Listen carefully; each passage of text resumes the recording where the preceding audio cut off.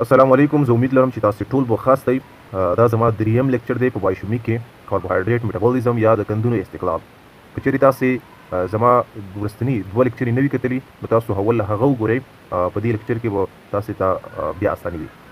نو په تېرو دوو لیکچرو کې موږ تاسې وویل چې ګلایکولیسیس څه شی دی او د ګلایکولیسیس استقلابي لاره څه ډول ترسره کیږي او هغه انزایمونه چې د ګلایکولیسیس پروسه وخت وړي هغه موږ تاسې وویل او بیا موږ تاسې وویل چې څه ډول ګلوکوز سیل ته دننه کیږي او هغه بلډ ترانسپورټرز چې په ګلوکوز سیل ته دننه کولو کې مرسته کوي د ګلوکوز هغه موږ تاسې وویل. نو موږ تاسې دا هم وویل چې څه ډول موږ تاسې پایرویټ لاسته راوړو او څه ډول موږ تاسې لیکټیټ لاسته راوړو، په کوم کنډیشن کې موږ تاسې پایرویټ لاسته راوړو او په کوم کنډیشن کې موږ تاسې لیکټیټ لاسته راوړو. که چیرې اکسیجن موجود وي بیا څه کیږي او که چیرې اکسیجن نه وي موجود نو بیا څه کیږي. او موږ تاسې دا هم وویل چې څرنګه لیکټیک اسیډوسیس منځته راځي. نو په دې لیکچر کې به موږ تاسې وایو چې ګلایکولیسیس څه ډول تنظیمیږي، هغه کوم فیکټرونه دي چې ګلایکولیسیس تنظیموي. په تېر لیکچر کې موږ تاسې څه وویل چې ګلایکولیسیس کې موږ ته څه لاسته راځي. موږ تاسې وویل چې ګلایکولیسیس اول کې په ګلایکولیسیس کې ګلوکوز سیل ته دننه شي، ګلوکوز بیا ګلوکوز په ګلوکوز 6 فاسفیټ باندې بدل شي، ګلوکوز 6 فاسفیټ بیا ګلوکوز 6 فاسفیټ په فرکټوز 6 فاسفیټ باندې بدلیږي او بیا په فرکټوز 6 فاسفیټ په فرکټوز 1,6 بیس فاسفیټ باندې بدلیږي.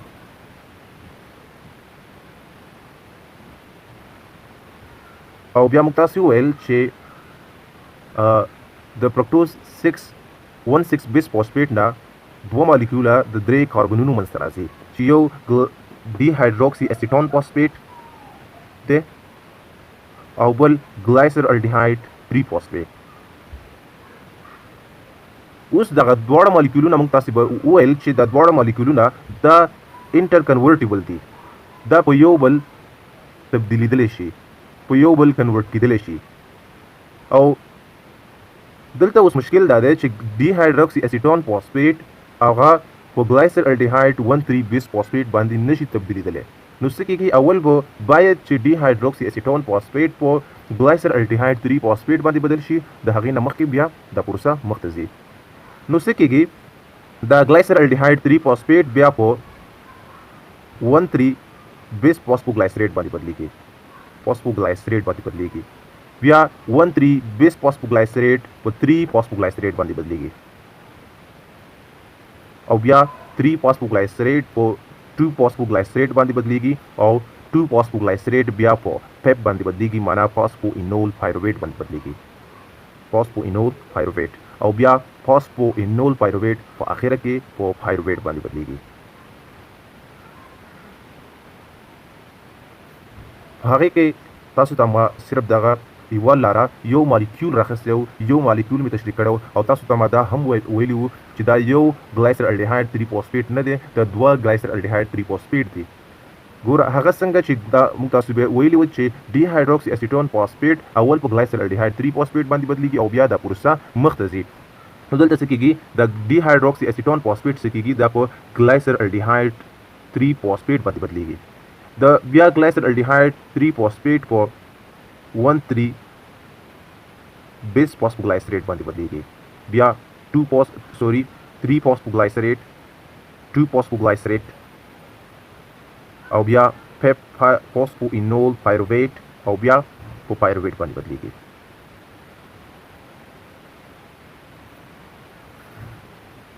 دا هغه د ګلایکولیسیس استقلابي لاره ده. دا په تیر لیکچر کې موږ تاسو په ډیټیل سره تشریح کړې وه. نو په دې لیکچر کې صرف په د ګلایکولیسیس د تنظیمونو باندې خبرې کوم. ګلایکولیسیس څه ډول تنظیمیږي؟ په ګلایکولیسیس کې 3 سټیپه دي چې هغه ایرریورسیبل دي، هغه بیکورډ نشي تللی او 3 انزایمونه هغه ایرریورسیبل سټیپ ریګولیټ کوي. نو موږ تاسې په تیر لیکچر کې موږ تاسې وویل چې ګلوکوز په ګلوکوز 6 فاسفیټ باندې بدلیږي. دا زموږ سره یو ایرریورسیبل ریاکشن دی او په دې کې موږ تاسې ATP یوز کوو، استعمالوو. نو څه کېږي، په دې کې ADP په ATP باندې تبدیلیږي. بل چې ایرریورسیبل سټیپ دی او ریګولیټري سټیپ دی تنظیمونکی سټپ دی هغه زموږ سره په هغې کې زموږ سره فرکټوز 6 فاسفیټ په فرکټوز 1,6 بیس فاسفیټ باندې تبدیلیږي او په دې کې موږ تاسو څه کوو ATP استعمالوو سوري ډېر زیات وبخئ ATP موږ تاسې لاسته نه راوړو دلته موږ تاسې ATP استعمالوو نو په دلته څه کېږي ATP په ADP باندې کنورټ کېږي صحیح ده نو دلته هم ATP زموږ سره دا په ADP باندې بدلیږي او بیا په دریم سټپ چې دی هغه تنظیمونکی سټپ چې دی په هغې کې موږ تاسې انرژي لاسته راوړو هغه زموږ سره د اخري سټپ دی په دې کې ADP په ATP باندې تبدیلیږي صحیح شوه نو اوس موږ تاسې راځو چې ګلایکولیسس څه ډول تنظیمیږي ګلایکولیسس درې انزایمونه دي چې هغه ګلایکولیسس تنظیموي یو زموږ سره دی هیکسوکاینیز او glucokinase بل چې کوم دی هغه زموږ سره glucokinase دی او بل زموږ سره دی PFK1 یا phosphofructokinase 1 ولې phosphofructokinase 1 موږ دې ته وایو ځکه چې phosphofructokinase 2 هم شته دی او بل انزایم چې دی ریګولیټري انزایم چې دی هغه زموږ سره دی pyruvate kinase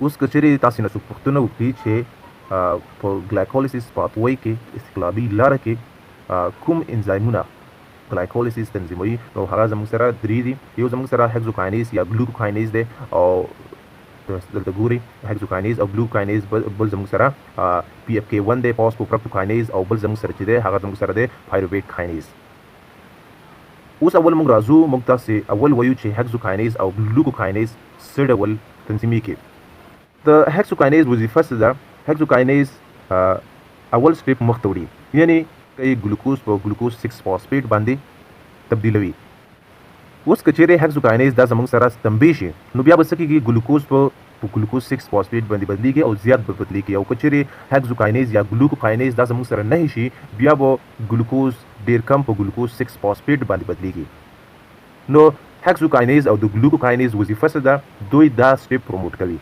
یعنی اول سټپ مخ ته وړي اوس که چیرې زموږ سره ډېر ګلوکوز په ګلوکوز 6 فاسفیټ باندې بدل شي نو موږ تاسې داسې غذا وخورو چې په هغې کې ګلوکوز ډېر زیات وي نو ګلوکوز زیات شي نو بیا به ګلوکوز څه کوي ګلوکوز به هیکسوکاینیز دا به سټیمولیټ کوي تنبه کوي تر څو ډېر ګلوکوز په ګلوکوز 6 فاسفیټ باندې بدل شي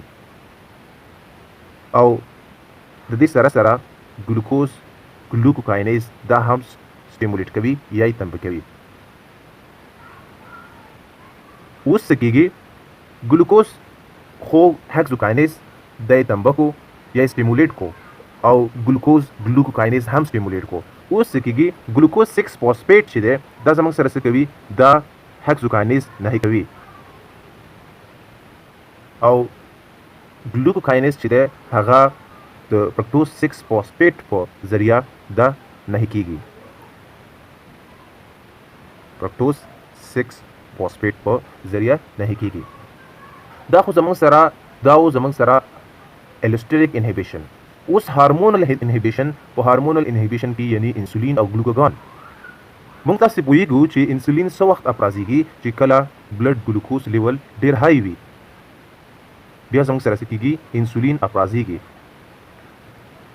نو چې کله ډېر زیات ګلوکوز وي انسولین به څه کوي انسولین به هیکسوکاینیز سټیمولیټ کوي یا به یې تنبه کوي او د دې سره سره به دا ګلوکوکاینیز هم سټیمولیټ کوي او د دې برخلاف کله چې زموږ سره بلډ ګلوکوز لیول ډېر کم وي لکه موږ تاسو ویلي دي چې نارمل بلډ ګلوکوز پر انډیویژوال کې هغه زموږ سره 100 ملي ګرام پر ډیسي لیټر دی د 100 نه چې اباو شي بیا څه کېږي بیا زموږ سره په داسې کنډیشن کې چې بلډ ګلوکوز لیول ډېر زیات وي بیا انسولین تنبه کېږي انسولین بیا هیکسوکاینیز او ګلوکوکاینیز انزایمونه سټیمولیټ کوي او هغه څه کوي بیا ګلوکوز په ګلوکوز 6 فاسفیټ باندې بدلوي او کله چې بلډ ګلوکوز لیول نو د 80 نه کم شي نو بیا څه کېږي بیا ګلوکاګان افرازیږي ګلوکاګان څه کوي ګلوکاګان هیکسوکاینیز او ګلوکوکاینیز دا نهي کوي تر څو ګلوکوز په ګلایکولیسس کې استعمال نشي او ترڅو بلډ ګلوکوز لیول نارمل پاتې شي. نو د هیکسوکاینیز سره ګلوکوکاینیز هم نه کوي. نو دا یو هغه اول انزایم. اوس راځو دویم انزایم ته چې دی څه ډول د ګلایکولیسس پروسه تنظیموي، فاسفوفرکټوکاینیز 1. مخکې ما هم درته وویل چې ولې فاسفوفرکټوکاینیز 1 ځکه چې فاسفوفرکټوکاینیز 2 هم شته دی. نو څه کېږي چې کله ډېره زیاته اي ټي پي موږ تاسې سره جوړه شي یا موږ تاسې ډېره زیاته اي ټي پي لاسته راوړو، بیا څه کېږي ډېره زیاته اي ټي پي چې کله اي ټي پي ډېره شي نو بیا څه کوي اي ټي پي فاسفوفرکټوکاینیز 1 انزایم نه کوي تر څو ډېره زیاته اي ټي پي جوړه نشي. نو اي ټي پي څه کوي دی نه کوي. او بل سټریټ د کریب سایکل انټرمیډیټ دی. موږ تاسې به بیا په کریب سایکل کې ووایو چې سټریټ څنګه لاسته راځي. کله چې ډېر زیات سټریټ جوړ شي یا کله چې ډېر زیات ان ډي ایچ اف ډي ایچ ډېره زیاته اي ټي پي جوړه شي نو بیا سټریټ څه کوي، سټریټ راځي او پي اف کې 1 انهبټ کوي. نو دویم نه کوونکی فکټر هغه زموږ سره دی سټریټ. او بیا چې کله ډېره زیاته اي ډي پي جوړه شي، معنا چې کله ډېره زیاته اي ټي پي ماته شي، موږ تاسو ویلی دي چې اي ټي پي چې کله ماتېږي نو هغې څخه موږ ته یو اي ډي پي او یو فاسفیټ لاسته راځي. نو کله چې ډېره زیاته اي ټي پي مصرف شي نو موږ سره به ډېره زیاته اي ډي پي پیدا شي. نو ډېره زیاته اي ډي پي بیا څه کوي، بیا راځي او پي اف کې 1 سټیمولیټ کوي. نو بیا پی اف کې 1 تم کوي تر څو ډېر زیات فرکټوز 2,6 فاسفیټ په فرکټوز 1,6 بیس فاسفیټ باندې بدل شي او ډیره زیاته انرژي جوړه شي. او بل انزایم چې دی هغه زموږ سره دی دا یو بای فنکشنل انزایم دی. دا زموږ سره دی پی اف کې 1 سوري پی اف کې 2 هغه زموږ سره وو پی اف کې 1 او دا زموږ سره دی پی اف کې 2. او دا انزایم چې دی دا زموږ سره دی فرکټوز 2,6 بیس فاسفیټیز. نو اوس فرکټوز 2,6 بیس فاسفیټ دا موږ تاسو وویل چې په فرکټوز 1,6 بیس فاسفیټ باندې بدلیږي. نو دې کې ډېر کم اماونټ لږ څه د دې څخه راځي دلته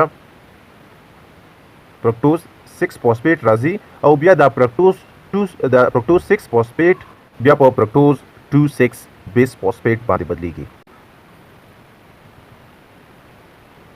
نو فرکټوز 2,6 بیس فاسفیټ څه کوي، دی فرکټوز 6 فاسفیټ په فرکټوز 2,6 بیس فاسفیټ باندې بدلوي. او فرکټوز 2,6 بیس فاسفیټ چې دی دا یو سټرونګ تنبه کوونکی دی. دی څه کوي، دی فاسفوفرکټوکاینیز 1 تنبه کوي تر څو د ګلایکولیسس پروسه مخته لاړه شي او ډېره انرژي موږ تاسې لاسته راوړو. بیا فرکټوز 2,6 بیس فاسفیټیز څه کوي، د انزایم بیرته په فرکټوز 6 فاسفیټ باندې بدلوي. دی خو السټریک انهبیشن. اوس هارمونل انهبیشن انسولین او ګلوکوګان څه کوي. نو که چیرې زموږ تاسې سره ګلوکوز لیول زیات وي، موږ تاسې سره په وینه کې ګلوکوز ډېر وي، نو انسولین څه کوي، انسولین هغه ګلوکوز مصرفوي، هغه ګلوکوز په مصرف رسوي. څنګه انسولین څه کوي، انسولین پی اف کې 2 دی سټیمولیټ کوي تر څو ډېر فرکټوز 6 فاسفیټ په فرکټوز 2,6 بیس فاسفیټ باندې بدل شي. او بیا فرکټوز 2,6 بیس فاسفیټ څه کوي، دی پی اف کې 1 سټیمولیټ کوي تر څو ډېر فرکټوز 6 فاسفیټ په فرکټوز 1,6 بیس فاسفیټ باندې بدل شي او تر څو ډېره انرژي جوړه شي. او انسولین څه کوي، انسولین فرکټوز 2,6 بیس فاسفیټ دی څه کوي، دی نه کوي تر څو فرکټوز 2,6 بیس فاسفیټ په فرکټوز 6 فاسفیټ باندې بدل نشي. او بل چې دی هغه زموږ سره دی ګلوکوګان. ګلوکوګان څه کوي، هغه دا انزایم فرکټوز فاسفوفرکټوکاینیز 2 دی نه کوي او فاسفو او فرکټوز 2,6 بیس فاسفیټ دی سټیمولیټ کوي. او بیا ګلوکوګان څه کوي، ګلوکوګان پی اف کې 2 نه کوي تر څو فرکټوز 6 فاسفیټ په فرکټوز 2,6 بیس فاسفیټ باندې بدل نشي. او ګلوکوګان بیا فرکټوز 2,6 بیس فاسفیټیز دی تنبه کوي تر څو فرکټوز 2,6 بیس فاسفیټ په فرکټوز 6 فاسفیټ باندې بدل شي او د ګلایکولیسس پروسه پرمختګ ونه کړي او د ګلایکولیسس پروسه مخته لاړه نشي. نو اوس هغه دریم انزایم چې هغه د ګلایکولیسیس پروسه تنظیموي هغه د پایرویټ کاینیز په نوم یادېږي. پایرویټ کاینیز څه ډول تنظیمیږي؟ کله چې ډیره زیاته ای ټي پی وي نو بیا ډیره زیاته ای ټي پی پایرویټ کاینیز دی نهي کوي، او د دې سره کله چې ډیره زیاته اسیټایل کو ای جوړ شي نو ډیره زیاته اسیټایل کو ای راځي او پایرویټ کاینیز دی نهي کوي. د دې سره بیا زموږ سره ګلوکاګان څه کوي؟ ګلوکاګان ظاهره خبره ده، موږ تاسو پوهیږو چې کله ډیره زموږ سره ګلوکوز لیول ډیر کم وي نو ګلوکاګان نه پرېږدي چې ګلایکولیسیس پروسه پرمختګ وکړي، نو ګلوکاګان څه کوي؟ دی هم پایرویټ کاینیز انهبیټ کوي یا نهي کوي.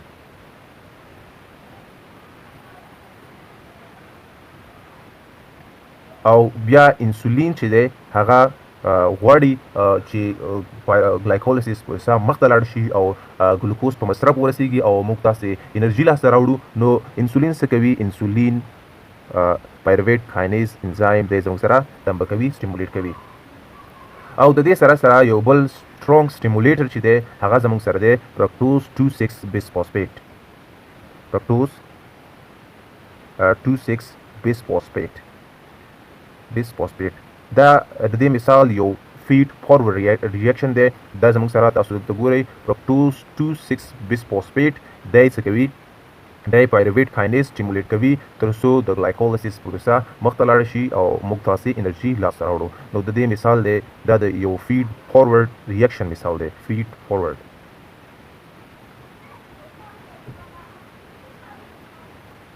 ریاکشن. دا هغه انزایمونه چې د ګلایکولیسیس پروسه تنظیموله. او اوس راځم لږ کلینیکل کوریلیشن ته. دلته موږ تاسو وویل چې ګلایسر الډیهایډ 3 فوسفیټ ډیهایډروجنیز انزایم دی څه کوي؟ دی فوسفیټ ګروپ اټیچ کوي. په دې سره دی چې کوم د ریاکشن هم مخته وړي او فوسفیټ ګروپ هم دلته یو ځای کوي. نو ځینې وخت څه کېږي چې اورسینیټ یو قسمه پویزن دی، یو قسمه زهرجن مواد دي، زهر دي چې هغه څه کوي؟ د فوسفیټ پر ځای اورسینیټ یو ځای کېږي او د پروسه نهي کوي او ګلایکولیسیس مخته نه ځي او انرژي نه جوړیږي. او اورسینیټ د دې سره هم پایرویټ کاینیز د انزایم هم اورسینیټ انهبیټ کوي او بیا ګلایکولیسیس پروسه مخته نه ځي. نو زه امید لرم چې تاسو به زما د دې لیکچر څخه استفاده کړې وي او تاسو به ترې لږ څه کنسپټ اخیستی وي. نو له اوس لپاره په همدې ځای دا لیکچر پای ته ورسېدو او په راتلونکي لیکچر کې به زه تاسو ته د یو نوي موضوع سره راځم. مننه.